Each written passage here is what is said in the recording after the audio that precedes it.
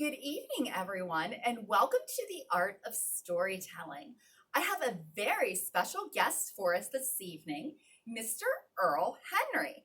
So, everybody, let's welcome Earl. Hello, everybody. Tonight, we are going to discuss with Mr. Henry, who is a 5-star reviewed Amazon author, about a little bit about the elements of story writing that we've been talking about the past few weeks. And our first question for Mr. Henry is, how do you apply the 6 elements of writing in your work? Well, it was kind of tough at first. The first thing that popped up was actually the theme of the story. Mm-hmm. And that came from a nightmare that my wife had. And so that became the whole entire theme. Wow, that is very interesting. Now, out of those 6 elements, Mr. Henry, which one do you struggle with the most, do you think? Well, if you ask some of my readers, it would have to be the narrative arc, Mm-hmm. the resolution. The resolution, I understand. Now, I struggle with the grammar, the construction of it. That's my biggest struggle right there. And then, Mr. Henry, do you use story maps at all when you create a story? Do you find them useful at all?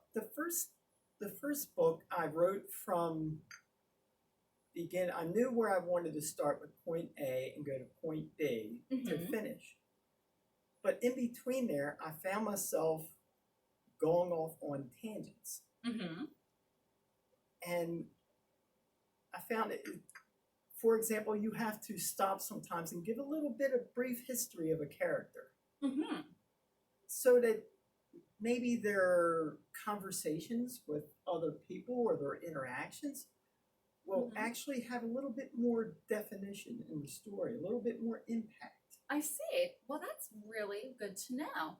And, we've been discussing that as well, about how we give the reader just the right amount of information at the right time in order to move our story along, but keep them reading more.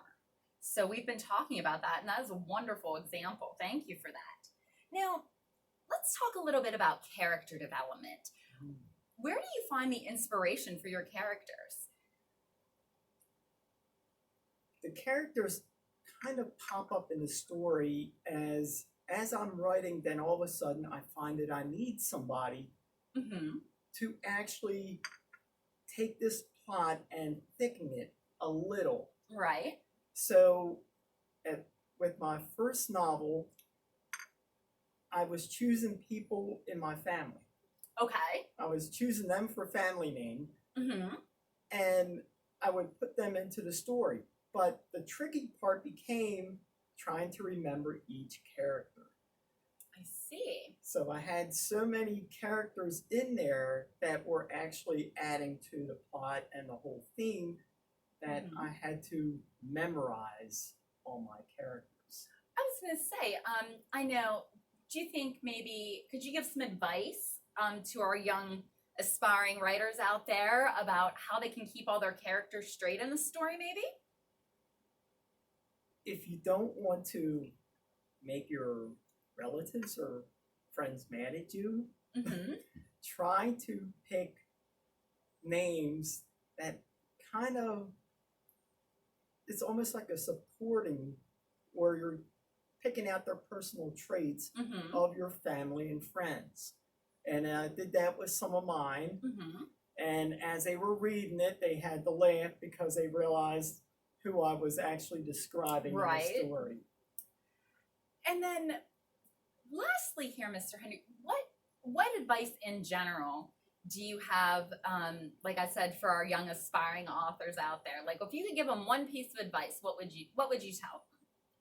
Don't let any thoughts linger in your head. Write them down. If you have a dream and you can't believe it and you're trying to explain it to somebody, write it down. Later on in life, this may become a story. And an example of that, when I was in high school, which is probably 100 years ago, when I was in high school, I wrote a story, but it was a short story. And that story now, hopefully, will be published at the end of this month. Oh, that is very exciting news, and I can't wait to hear more about that. I can't wait to finish it. I've been spending a lot of time editing, and for any inspired writers, editing your own work is one of the toughest jobs. So each time you go and reread that story, you have to think as if you're reading it for the first time. And I'm sure that can be very difficult, especially when it's your own work. Yes, that's when the punctuation comes into play. Ah, So an easy thing to remember is that, and this one's a tough one because it's one person basically narrating the whole story. But if a person is narrating their story, you don't have to use quotation marks until they're actually speaking within that narrative. Oh, okay. And a quote within a quote would then use single quotes in the inside and double quotes on the outside. I see. Well, thank you very, very much for joining us this evening. And we hope to have you back again. Let's thank Mr. Henry for joining us this evening. Thank you for having me. I hope everybody has a great night and stay tuned. In the month of September, there will be more The Art of Storytelling.